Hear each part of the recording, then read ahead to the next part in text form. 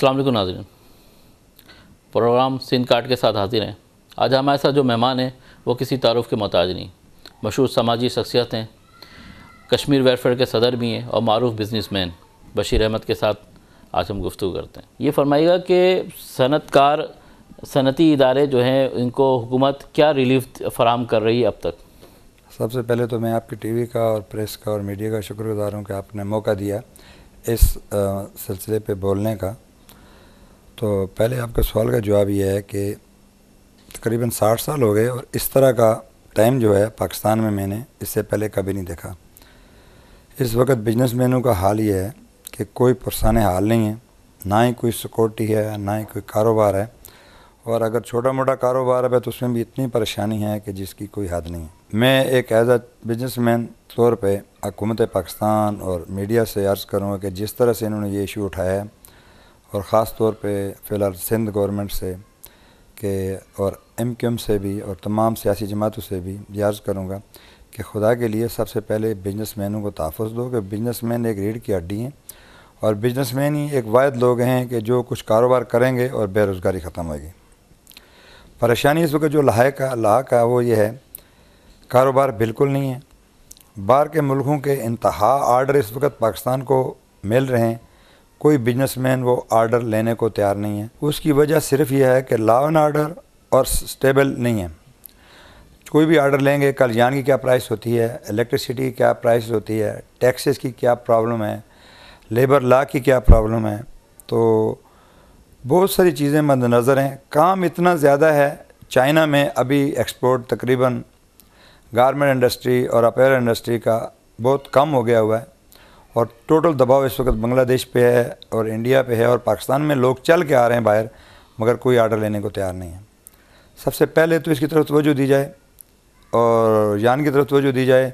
ہم کو دھاگا اور روئی وہ ایکسپورٹ نہیں کرنی چاہیے، پاکستان میں انڈسٹری والوں کو سپورٹ کرنی چاہیے، ان کو الیکٹریسٹی پرووائڈ کرنی چاہیے اور بیسٹ پرائس سے پرووائڈ کرنی چاہیے، کیونکہ ہم لوگ زر مبادلہ کرتے ہیں۔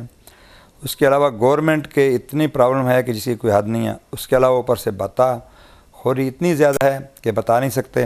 اگر کوئی بولے گا تو دوسرے اس کی لاش ہوتی ہے، یا اس کو گلا اجڑا ہوتا ہے، یا اس کے بچے اغوا ہو جاتے ہیں۔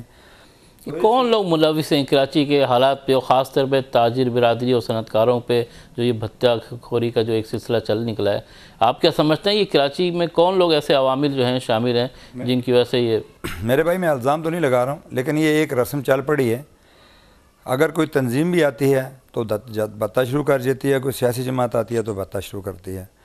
ایک کوئی بندہ ہو کسی پہ الزام لگائیں، لیکن اس وقت تو جینا، چلنا، پھرنا، گھر سے باہر نکلنا، گھر سے بچوں کو اسکول بھیجنا ایک لمحہ فکر ہے، کچھ پتہ نہیں ہے کہ منٹوں اور سیکنڈوں میں کیا ہو جائے۔ میں آپ کو اپنی پرسنل طور پہ بات بتاؤں کہ ہمارے پاس بھی لوگوں کو بہت سارے کال آتے ہیں کہ جی یہ ہے وہ ہے، نہیں کرو گے تو یہ ہو جائے گا وہ ہو جائے گا۔ تو کیا کرے آدمی؟ اگر کسی کا نام لیتا ہے، کسی کا بتاتا ہے، تو بھی اس وقت اس کو مار دیا جاتا ہے۔ اور کیا حال ہے؟ یہاں سیکورٹی تو کوئی ہے ہی نہیں ہے۔ تو یہ سب سے پہلے جو مین چیز ہے وہ لا اینڈ آرڈر ہے، اور سپورٹ چاہیے گورنمنٹ کی تمام انڈسٹری کے لوگوں کو، اگر وہ پاکستان کے لوگوں کو بے روزگاری سے بچانا چاہتے ہیں اور یہ ڈکیتیوں کی طرف جو راغب ہوتے ہیں۔ ظاہری بات ہے، گھر میں بچے بھوکے ہیں، لوگوں کے لوگ بچے بیچ رہے ہیں، لوگوں کے پاس کھانے کو نہیں ہے، تو ڈکیتی تو کرنی ہے انہوں نے۔ حکومتی ریٹ کہاں پر ہے؟ حکومت کیا کر رہی ہے؟ حکومت تو میرے حساب سے پاکستان میں بالکل ختم ہو گئی ہے، کیونکہ لا اینڈ آرڈر کچھ نہیں ہے۔ صبح کچھ بولتے ہیں، شام کو کچھ ہوتا ہے، اور سب سے بڑی بات ہے جہاں سے دباؤ آتا ہے اس کی طرف یہ لوگ جھک جاتے ہیں۔ لا اینڈ آرڈر کا یہ مطلب یہ ہے، قانون کا مطلب یہ ہے کہ جو ایک لا آرڈر بن گیا وہ وزیر اعظم کے لیے بھی وہی ہے اور ایک ادنا سے لوگوں کے لیے بھی وہی ہے۔ آپ کیا سمجھتے ہیں اگر یہ سلسلہ رہا تو یہ اس شہر جو معاشی ہب کہا جاتا ہے اس کا کیا ہوگا؟ اسی چیز کا ہم لوگوں کو افسوس ہے کہ ہمارا کراچی جو ہے یہ پاکستان کے ایک مین شہر جس کو بولتے ہیں، جیسے معاشی طور پہ کراچی ایک شہر ہے 70% جنریٹ کرتی ہے۔ تو ہم لوگوں کو اگر سنسیئر طریقے سے سوچا جائے تو میں آپ کو اپنے دل کی بات بتاؤں تو میں تو سوچتا ہوں پہلے پاکستان ہے پھر ہمیں۔ لیکن ہم لوگوں میں جب تک یہ تعصب ڈالا گیا، تمام سیاسی جماعتوں نے ڈالا ہوا ہے، یہ تعصب جو ہے بالکل غلط ہے، یہ ملک کو تباہ کرنے کی ایک سازش ہے۔ غیر ملکوں سے یہ لوگ پیسے لیتے ہیں اور آگے ان کے ایجنٹ کام کرتے ہیں۔ میں اس کی سخت سے سخت مذمت کروں گا، اور آپ لوگوں سے عرض کروں گا کہ خدا را میڈیا کو صرف اس طرف توجہ دینی چاہیے کہ پہلے پاکستان اور پھر ہم. یہ فرمائے گا کہ جو ٹیکسز جو حکومت جو ہے لاگو کر رہی ہے، خاص طور پہ KSC کا جو مسئلہ ہے، لوڈ شیڈنگ ہے، گیس کی لوڈ شیڈنگ ہے، تو اس کے حوالے سے آپ کی کو گورنمنٹ کے نمائندوں سے کوئی بات ہوتی ہے، وہ کیا ان کا کیا کہنا ہے اس مسئلے پہ؟ میرے بھائی، یہ جو لوگ ٹیکس دیتے ہیں وہ آلریڈی دیتے ہیں، اور لوگوں کے ذہن میں یہی ہے کہ اگر کوئی بزنس مین ہے تو وہ ٹیکس کھا گیا. آپ یقین مانیں کہ ایک ایک پینی لوگ ٹیکس دیتے ہیں. ٹیکس اگر نہیں دیتے تو بیوروکریٹ نہیں دیتے، سیاسی لوگ نہیں دیتے، بھتہ خور لوگ نہیں دیتے، بدماش لوگ نہیں دیتے، ایجنسیوں کے لوگ نہیں دیتے. باقی کوئی بھی بزنس مین میں نہیں مان سکتا ہوں کہ وہ ٹیکس چوری کرتا ہے، کیونکہ اس کا ایک ایک پیسہ بینک کے تھرو آتا ہے، بینک کے تھرو جاتا ہے. ہم لوگ تو پہلے ایڈوانس ٹیکس دے کے بھائی بیٹھے ہوتے ہیں، اور اتنا ٹیکس دیتے ہیں. بجلی کا بل آتا ہے اس میں ٹیکس ہوتا ہے، پانی کا بل آتا ہے اس میں ٹیکس ہوتا ہے، گیس کا بل آتا ہے اس میں ٹیکس ہوتا ہے. اگر ہم کوئی چیز امپورٹ کرتے ہیں پہلے ایئرپورٹ پہ ٹیکس دیا جاتا ہے. تو میں تو یہ بول رہا ہوں کہ یہ غلط الزام ہے کہ بزنس مین لوگ کھا گئے. اتنے بڑے بڑے لوگ ہیں، اتنے وڈیرے ہیں، اتنے لوگوں کی جائیدادیں ہیں، اتنی لوگوں کی پراپرٹیاں ہیں، اس طرف کسی کی توجہ نہیں ہے. صرف یہ ہر وقت رونا جاتا ہے کہ جی بزنس مین ٹیکس کھا گئے. بزنس مین تو بیچارے اس وقت بھوکے مار رہے ہیں. دنیا کی مہنگی ترین بجلی شاید ہم استعمال کر رہے ہیں. لینٹر پاور کے 2 جہاز بھی اس وقت بندرگاہ پہ ہیں جو کہ کہا جاتا ہے کہ پاور سپلائی میں مدد دیں گے. آپ کیا سمجھتے ہیں کہ آنے والا وقت جو ہے لوڈ شیڈنگ سے چھٹکارا ملے گا؟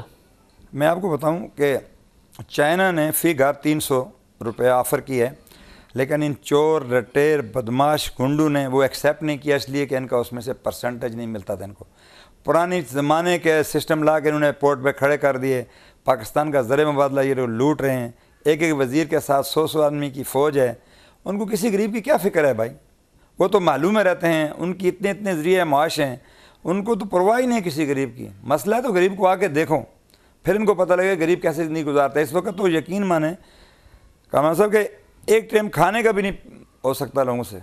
میں تو نیچے سے اوپر آیا ہوں. میرے کو پتہ ہے کہ ایک چپڑاسی کیا حیثیت ہوتی ہے، ایک ورگے کیا حیثیت ہوتی ہے، کہاں سے کھاتے ہیں، کرایہ کہاں سے دیں گے، بچوں کی فیس کہاں سے دیں گے، بجلی کا بل ابھی نہیں بھر سکتے.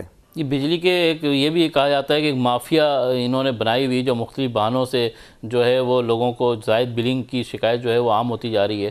اس کے بارے میں کیا کہیں گے؟ میں آپ سے عرض کروں نا، جہاں بجلی چوری ہوتی ہے وہ خود بجلی والے چوری کرتے ہیں، اور جو لوگ شریف آدمی بجلی کا بل بھرتا ہے تو وہ تو بھرتا ہے اور اس سے زیادہ لیا جاتا ہے. میں آپ کو بتاؤں جہاں جہاں بجلی لوگوں نے لگائے ہوئے ہیں، ہزاروں لوگوں نے کنڈے لگائے ہوئے ہیں بھائی. کوئی پوچھنے والا نہیں ہے. جا کے وہاں میٹر لگاؤ. کسی کی ہمت ہے؟ کوئی پاکستان میں ہے ایسا شہر کا بچہ کہ جا کے میں کرنگی کا آپ کو حوالہ دے رہا ہوں، کرنگی چلے ہیں آپ، کہاں سے سڑک کے اندر سے کہاں سے تاریں جا رہی ہیں، کہاں سے جا رہی ہیں، کون ملوث ہے اس میں؟ KSC ملوث ہے، حکومت پاکستان ملوث ہے. ان کو پیسے ملتے ہیں، اور پیسے اگر عام لوگوں سے لیے جاتے ہیں، بزنس مینوں سے یہ پیسے لیے جاتے ہیں. جو شریف لوگ ہیں، جو ٹیکس بھرتے ہیں، جو شریف لوگ ہیں بل بھرتے ہیں. ہم لوگ تو ہر مہینے میں بل بھرتے ہیں. ہم لوگ سے میں ایک بتاؤں ایک قصہ. پچھلی دفعہ ایک ناظم صاحب تھے ہمارے، قاسم پاک صاحب، انہوں نے یہ بولا تھا کہ 7,000 روپے بل تو میں اپنے گھر کا بھرتا ہوں، 3,000 روپے میں چوروں کا بھرتا ہوں. تو وہ حال ہم لوگوں کا ہے بھائی. مختلف ان کا کہا جاتا ہے کہ KSC کی جو ذرائع ہیں کہ وہ افسران کی ٹارگٹ ان کو پورا کیا جاتا ہے. ہمارے پاس بھی KSC والے آتے ہیں، اوپن بولتے ہیں کہ بھائی ہم کو آرڈر ہے، کہ کسی کو بتانے کی ضرورت نہیں ہے کیا بل بنتا ہے، کیا بنتا ہے، ہم کو زر مبادلہ چاہیے، ہم کو پیسہ چاہیے. کھلا بولتے ہیں. میں آپ کو بتاؤں کہ جو آدمی بل بھرتا ہے وہ مر گیا ہے، اور جو نہیں بھرتا جا کے اس کو کوئی نہیں پکڑ سکتا. پاکستان میں لا اور قانون نہیں ہے، بالکل نہیں ہے، کسی ادارے میں نہیں ہے، کسی ادارے میں نہیں ہے. میں اس کی سخت مذمت کرتا ہوں کہ پہلے ایک قانون بنائیں، اس کے اوپر عمل کریں، اور اس کے بعد پھر اس کو پروف کریں. ناظرین، بشیر احمد صاحب سے گفتگو جاری ہے، لیکن پہلے لیتے ہیں ایک شارٹ بریک.